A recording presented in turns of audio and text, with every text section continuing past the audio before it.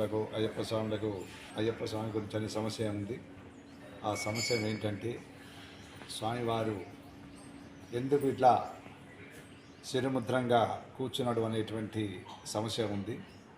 అంటే ప్రతి దేవతలు కూడా భక్తులందరూ కూడా దండం పెట్టేటువంటి సమయంలో అందరికీ అభయాస్తాల చేత ఆశీర్వచనం చేస్తుంటారు.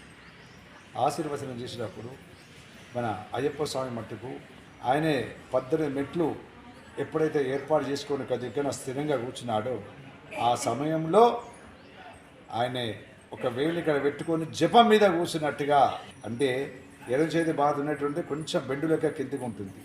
దాంట్లో ఏంటంటే కమండలం, ఈ కమండలం ఉండేటువంటి దాంట్లో ఒక శక్తి ఉంటుంది.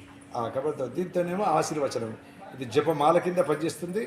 తర్వాత అందరికీ అభయస్తంగా ఆశీర్వదించేటువంటి ఉంటుంది. కాబట్టి ఆయన ఈ విధంగా కూర్చుంటాడు. దొంతులూపుగా కూర్చున్నాడు. దొంతులూపుగా కూర్చున్నటువంటి అంటే ఒక శక్తి. పీఠం అనేది ఎక్కడ ఉంటుందంటే నడుం భాగంలో పీఠం ఉంటుంది. అందుకే చూడండి, స్వామివారికి చిన్నగా ఒక పీఠం ఉంటుంది. ఏ స్వామివారికైనా ఒక పీఠం మీద ఉండి దాని మీద యంత్రం మీద కూర్చుంటారు. అంటే కొన్ని దేవతలేమో చక్కగా పులి చర్మం, జినక చర్మం దీని మీద కూర్చొని తపస్సిస్తారు. కానీ ఈ అయ్యప్ప స్వామి మట్టుకు పీఠం ఏర్పాటు చేసుకొని పీఠం మీద కూర్చొని దొంత మీద కూర్చొని ఇట్లా చిరు నవ్వుకుంటూ ఇట్లా ఆయన ఈ ఉంగ్లి రూపకంగా ఇట్లా కూర్చుందంటే మనకు ఒక శక్తి ఏర్పడుతుంది. చూడండి, ప్రతి మానవుడు కూడా పూజ చేయాలి, జపం చేయాలంటే ఒక ఈ వేలి మీద ఇట్లా పెట్టుకొని కూర్చొని మనం ఒక జపం చేస్తే ఇక్కడ చక్కగా ఓంకారం అనేటువంటిది ఏర్పడుతుంది. ఇదే శిరముద్ర అంటాం. అంటే అయ్యప్ప స్వాములు మాల వేసుకున్నప్పుడు 9 ముద్రలతో పాల్గొనేటువంటి ముద్ర మాలధారణ. ఆ మాలధారణలో ఈ ముద్ర వస్తుంది.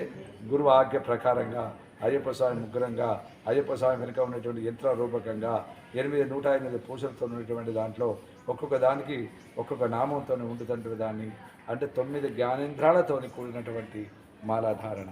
ఆ మాలాధారణలో ఈ ఒక జ్ఞానముద్రలో కూర్చున్నటువంటి దాన్ని మనకు శక్తి సరిపడింది. ఇది ఆశీర్వదిస్తాను, పాదాలకు దండం పెట్టండి మీకు ఆశీర్వాదం అంతే చెప్పాడు. కాబట్టి అయ్యప్ప స్వామికి ఈ విధంగా ఉంటాడు. అయ్యప్ప స్వామి అనుగ్రహం ఆరోగ్యంగా సుఖ సంతోషాలు అందరూ కూడా క్షేమంగా ఉండాలని కోరుతూ అయ్యప్ప స్వామి వేడుకుంటాము.